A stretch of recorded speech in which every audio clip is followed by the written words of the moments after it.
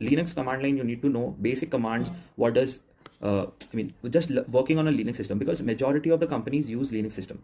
I think majority of the colleges teach Linux. They work on Linux systems, which is good. So you need to understand the basic commands: ls, cd, cat, grep, chmod kya karta hai, and there are many more commands. So you just deep dive into it and try to learn Linux hands-on.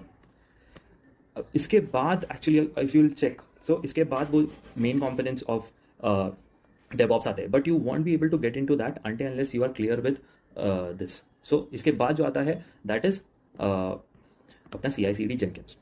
Simple CI/CD Jenkins. Once you make a project on GitHub, ये सब basic commands आ गए, everything is done. Try to set up a pipeline using CI/CD. Okay, try to set up a pipeline. Production environment में, try to have the development deployed somewhere as a production file, which will even give you an understanding of the entire software development life cycle.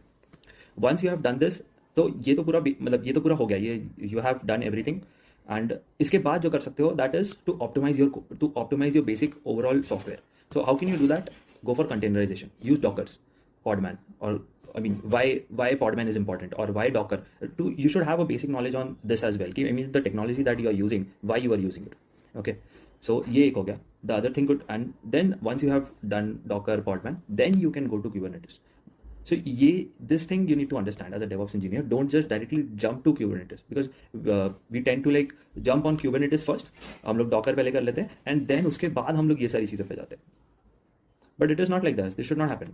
पहले ये होना चाहिए. You need to understand the basics, that is SDLC. You need to have a hands-on on Python or Java, especially Python, because Python you will, when you are working as a DevOps engineer, you will be creating automation scripts. Okay, so automation scripts usually Python में होती है, so you should know about Python. But Java is like industry standard.